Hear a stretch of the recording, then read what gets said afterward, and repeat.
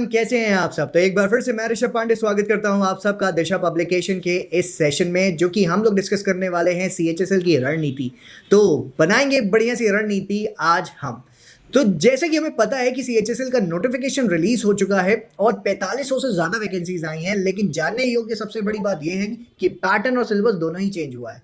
तो क्या है बदलाव, क्या है नई स्ट्रैटेजी, इसको आज के सेशन में हम डिस्कस करेंगे। तो सबसे पहले मैं रश्मि मैम से जानना चाहूंगा कि मैम हमें बताएं कि क्या पैटर्न चेंज हुआ है और क्या रहेगा सिलेबस। हेलो एवरीवन, मैं आज रश्मि आपको बताने वाली हूँ एसएससी सीएचएसएल की पूरी नोटिफिकेशन, जिसमें हम लोग जानेंगे टोटल वैकेंसी 4500 बताया जा रहा है, लेकिन ये बदलने वाला है और वैकेंसी काफ़ी बढ़ने वाली है। सेकेंड इंपॉर्टेंट पॉइंट मैं बताना चाहूँगी एग्ज़ाम डेट। देखिए, एग्ज़ाम होने वाला है आपका फरवरी के मंथ में, लास्ट फरवरी से मार्च में एग्ज़ाम होगा और अभी नोटिफिकेशन आ गया है और 4 जनवरी तक आपको फॉर्म फिलअप करना है। देखिए, इस बार एग्ज़ाम पैटर्न भी बदला है और साथ में सिलेबस। जैसा कि हम सभी जानते हैं, इस पेज में हो गया है 3 टीयर 1, टीयर 2, टीयर 3। टीयर 1 जो है वो आपका क्वालिफाइंग है, जिसमें 4 सेक्शंस होंगे और सेक्शनल कट ऑफ होगा, तो सेक्शन पे ध्यान देंगे। 4 सेक्शंस जो होंगे उसमें पहला सेक्शन है आपका जनरल अवेयरनेस का, उसके अलावा है मैथ्स, रीजनिंग और इंग्लिश बेसिक नॉलेज। ठीक है, ये 4 सेक्शंस है। 25 क्वेश्चंस हर एक सेक्शन में आएंगे। 4 सेक्शन है तो टोटल क्वेश्चन होंगे 100। ये 200 मार्क्स के होंगे और टाइम लिमिट कम है, 1 आवर है, 60 मिनट। तो टाइम पे पूरा ध्यान दें।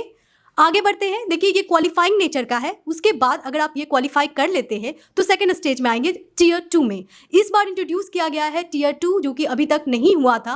एसएससी सीजीएल में तो था, लेकिन एसएससी सीएचएसएल जो कि 12th लेवल एग्जाम है उसमें नहीं हुआ है।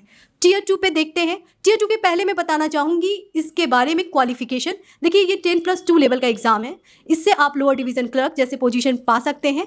उसके अलावा अगर आपका इंटरेस्ट सीएजी यानी कि computer auditor general of India में जाना है, तो उसमें आपका साइंस और मैथ्स होना चाहिए क्लास 12th में। टीयर 1 एग्ज़ाम जो क्वालिफाइंग है, उसके बाद हम मूव करते हैं टीयर 2 एग्ज़ाम पे। टीयर 2 एग्ज़ाम में भी 4 सेक्शंस हैं। देखिए, ये सेक्शन बहुत इंपॉर्टेंट है। जो पहला सेक्शन है वो है आपका मैथमेटिक्स एंड रीजनिंग, जो कि एडवांस लेवल के मैथ्स आते हैं, काफ़ी इंपॉर्टेंट है। मैथमेटिक्स और रीजनिंग जो है वो आपका नेक्स्ट सेशन होगा, जिसमें मैथमेटिक्स में 30 क्वेश्चन आएंगे, रीजनिंग में 30 क्वेश्चन आएंगे और एक क्वेश्चन 3 मार्क्स का होगा। तो टोटल मार्क्स जो होंगे वो होंगे आपके 180 मार्क्स।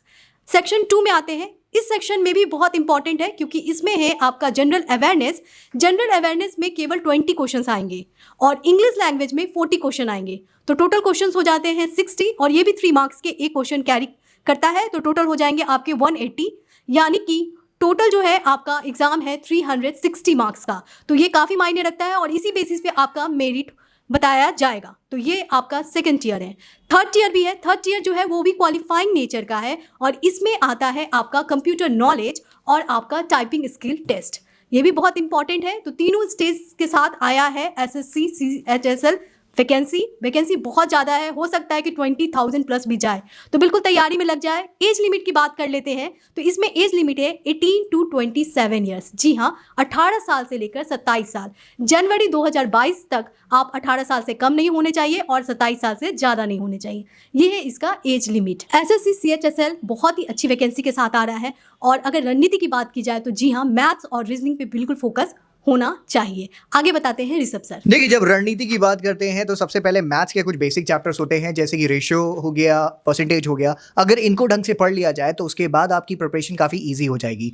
पिछली बार से लेकर अब तक के जितने भी पेपर्स हुए हैं उनमें हमारा मेंटल एबिलिटी का सेक्शन एक स्कोरिंग पर्सपेक्टिव पर रहा है। तो मैं अभी भी कैंडिडेट से यही कहना चाहूँगा कि मैथ्स और रीजनिंग पर अच्छे से ध्यान दीजिए। रीजनिंग का सेक्शन आपके लिए स्कोरिंग बनता है। मैथ्स में भी अगर आप थोड़ा सा फोकस करके तैयारी करोगे तो आपका अच्छा जाएगा।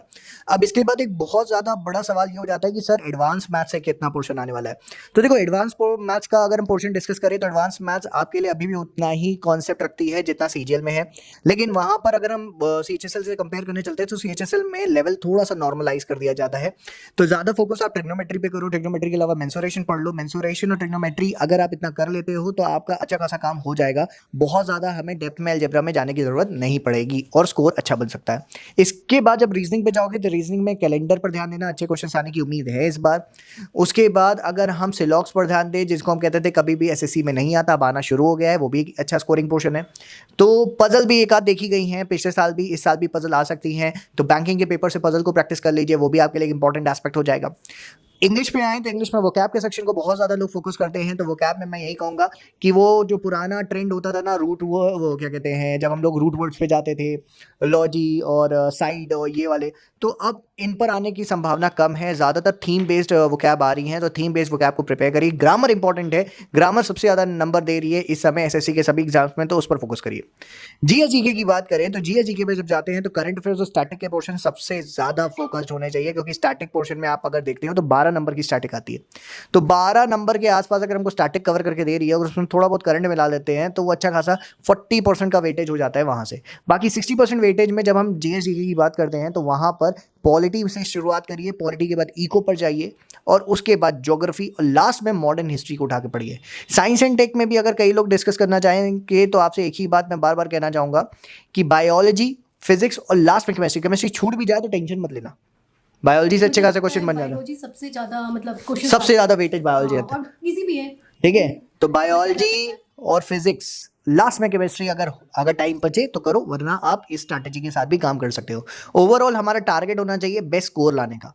तो अगर बेस्ट स्कोर के लिए हमें काम करना है, सबसे पहले मैथ्स रीजनिंग पर काम करना है, उसके बाद जीएस जीके पे काम करना है और लास्ट में काम करना है हमारा रीजनिंग पे, क्योंकि बहुत सारे बच्चों की इंग्लिश में, लास्ट में इंग्लिश, क्योंकि बहुत सारे बच्चों की इंग्लिश अच्छी नहीं होती।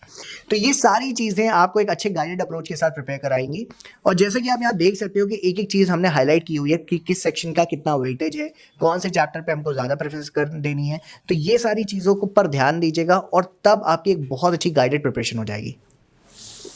दिशा पब्लिकेशन हमेशा आपके साथ है और देखते हैं इंपॉर्टेंट बुक्स। तो देखिए SSC previous years practice set available है जो कि सीएचएसएल के लिए बनाया गया है और लेटेस्ट पैटर्न बेस्ड भी है, तो उसको आप देखें। उसके अलावा कंप्यूटर इफिशिएंसी, आपकी कंप्यूटर इफिशिएंसी को बढ़ाने के लिए भी स्पेशल बुक है, कंप्यूटर नॉलेज बुक, उसको आप देखें। और क्वार्टरली करंट अफेयर्स अवेलेबल है जो कि 3 मंथ को कवर करता है और अभी हाल में दिसंबर में रिलीज होने वाला है, तो उस बुक को पूरी तरह से आप कवर करें और बिल्कुल 3 मंथ करके आपके 6 मंथ के करंट अफेयर्स आप कवर करें तो आपका बिल्कुल ये एग्जाम क्लियर हो सकता है। All the best, thank you. तो आज के विश्लेषण में इतना ही था हमारी तरफ से। हम यही कहना चाहेंगे, इस पूरे विश्लेषण का ध्यान दीजिए, अच्छी सी स्ट्रैटेजी बनाइए, रणनीति पर पूरा फोकस करिए और बढ़िया प्रिपेयर करिए। Till then, thank you and God bless you.